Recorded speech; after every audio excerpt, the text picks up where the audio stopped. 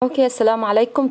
This is the third part in T.S. Eliot, Wasteland, and we were talking about the themes that are represented in this poem.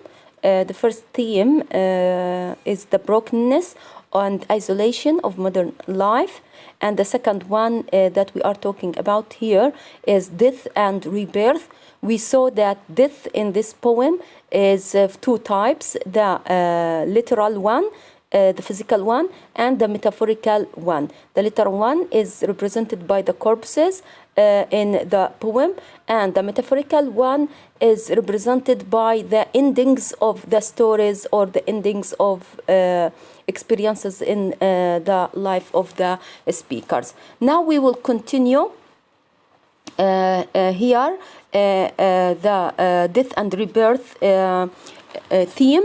Okay, we talked about about the death by water and the death of that young man, which was in a brief section, and that's to show you the brevity of life, the shortness of life, and that everyone will one day have the same fate as this sailor who was young, handsome, and strong, but he died and drowned in the sea.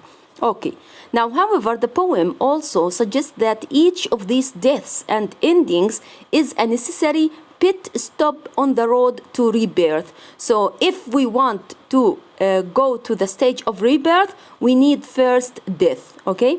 This idea is first hinted at through multiple allusions to the Greek myth of the rape of Philomela. Now, the rape of Philomela, it was done or committed by a brutal king, okay, who raped her and cut her tongue. But after cutting her tongue, she transformed into a nightingale. That king died, but she continued to live and song. Okay, so let me read it. After being brutalized by a king who cuts out her tongue, Philomela nevertheless keeps singing because she transforms into a nightingale. This transformation out of a desperate circumstances into new life indicates that rebirth is possible, but only after experiencing a brutal end of some kind. Similar to, maybe I mentioned that before, the divorce stories. The divorce actually is a horrible experience that the couple goes through. But after they get divorced and after the death of this relationship, they start something new. They find new partners where they build a new, more peaceful and successful life. So the death of their relationship opened the doors open for them to find or to have a rebirth or to find a new kind of relationships. Fine. Fittingly, the poem itself undergoes a journey similar to Philomela's. Okay, حتى القصيدة يعني وكأنها قصة فيلوميلا. Okay, though the first four sections are consumed by death and endings. Okay, the final section looks towards rebirth.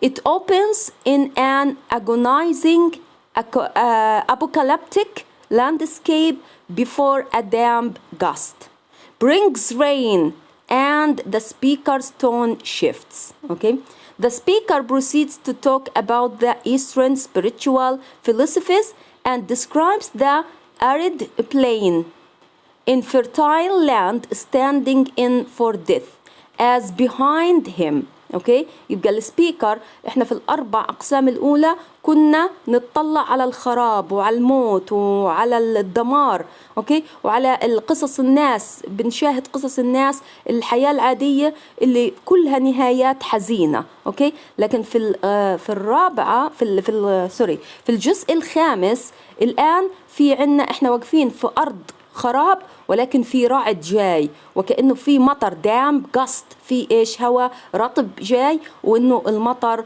قادم. والآن السبيكر وهو بتكلم معانا الانفرتايل لاند standing in for death اللي هي كانت رمز للموت is behind him. كانت، الآن هو معطي ظهره إلها، لأرض الخراب. okay.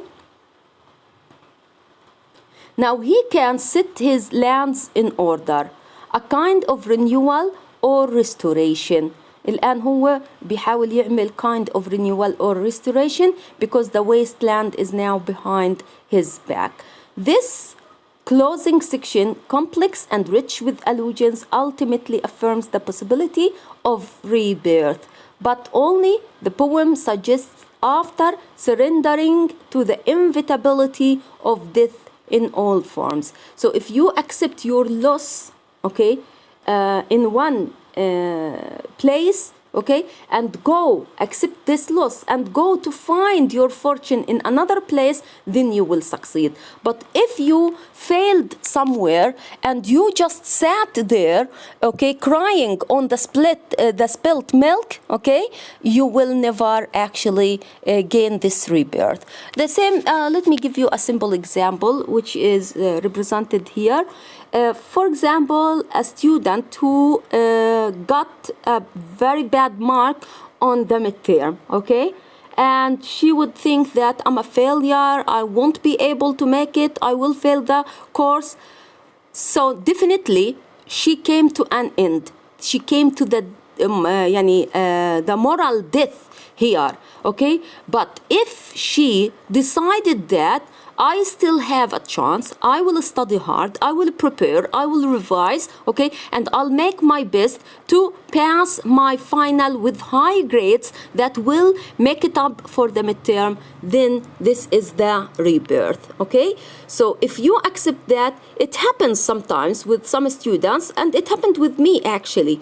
We get a horribly low grade to the extent that we feel that we don't deserve to be in this specialization. I'm talking here about English major. But then, if we accept that it happens with others, but when they worked hard, they succeeded, we do the same thing, okay? So first accept that defeat or loss could happen for anyone, but then move on to rearrange your life and find another way to succeed.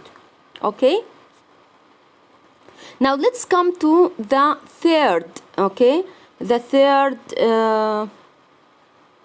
theme, which is religion, spirituality, and nihilism. Nihilism اللي هي يعني away from religion.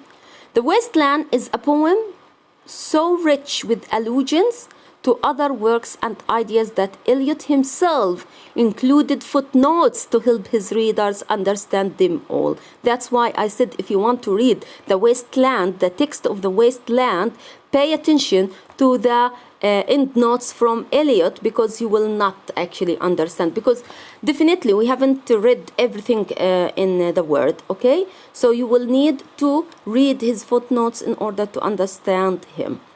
In particular, allusions to religion and spirituality play a vital role in the poem, as do the depictions of nihilism, which simply put is the rejection of religious or moral principles or the belief that life is meaningless. So this is nihilism.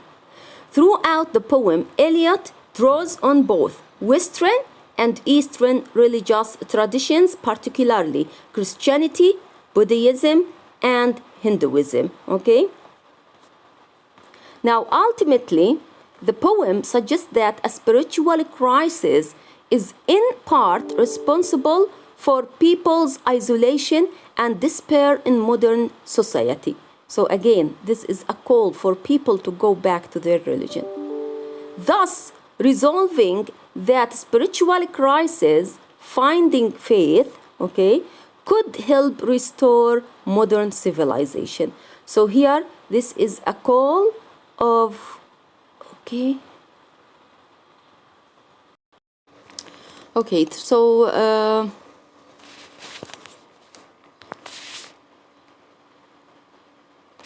okay, so as we said, he is here calling the people to find a religion, to find a faith to have in order to help them to get rid of this sense of isolation and despair. The poems presents modern society as of a world without the spiritual guidance that the speaker thinks is essential for a moral life. Life without faith, the poem suggests, is a life of meaningless drudgery, with nothing but the hot water at 10 and if it rains, a closed car at 4. If you ask about this, because we repeated it twice, these are lines from the poem. Okay, they are lines. Okay, so these two lines reflect that the life is a meaningless drudgery. Okay. Okay, the spiritual crisis is what has led to the modern wasteland to be a burial of the dead. Okay, as the first section is titled among people who are in fact still living. So why are the people like zombie and why they are dead, and why we start the beginning of this poem with the burial of the dead? Because the people with their alienation, with their despair, with their actually with their meaningless existence, okay, they looked like dead people, but they were dead spiritually, okay, not physically. The speaker himself is part of this unfortunate population. This remains the trend throughout the poem. Even as the speaker's identity shifts and changes, whether seeking advice from a fortune teller, despairing over modern life, witnessing lust and vulgarity, or drowning at sea, the speaker remains distant from spiritual touchstones. He doesn't seek spiritual guidance. From places like a chapel, he doesn't go to a chapel in the poem. He doesn't go into a Hindu mantra, which is like the mosque here. Fertile soil, the nymphs of the themes, a burial service, okay? That might offer some relief. So our speakers, okay, they are everywhere, but not in places that can actually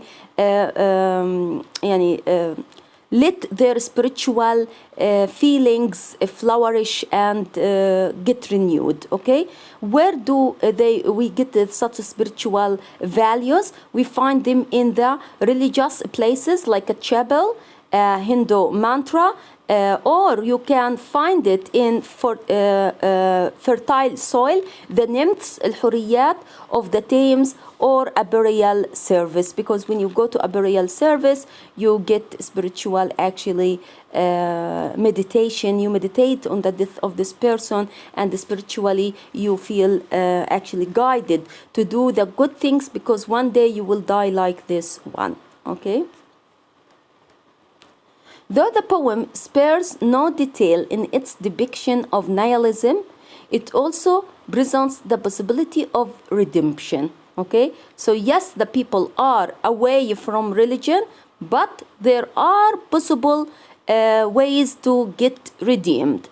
To do so, Eliot alludes heavily to Buddhist and Hindu traditions, especially those that emphasize self-control, sacrifice, and compassion for others. The poem links these philosophies with the possibility of renewal and rain amidst the blighted wasteland. Okay, so actually Buddhism and Hinduism are considered as symbol religions that just invite people to sacrifice themselves and to love the others and to help the others. Okay. In particular, the closing section expounds on the mantra. طبعا المانترا اللي هو الصوت السنسكريتي اللي سمعناه من صوت الرعد, data, daidavam, and damyata. Each word is linked with metaphorical glimpses of what finding faith might feel like. يبقى هدول الثلاث كلمات بيعطونا إشارة لشو معنى إنه الإنسان يكون عنده إيمان. From turning a key in the lock of spiritual imprisonment to sailing on a calm see. Okay, so this is the idea of having a faith. If you have faith, وكأنه أنت بمفتاح فتحت السجن المعنوي أو الروح اللي أنت فيه وأبحرت في عالم من السلام والأمان. Okay, that's the end of this part about T.S. Eliot, The Wasteland. I know that it is a challenging text, but at the end of the day, it is a key actually text, and everyone doing English literature should know about it. Thank you very much, and see you in another video.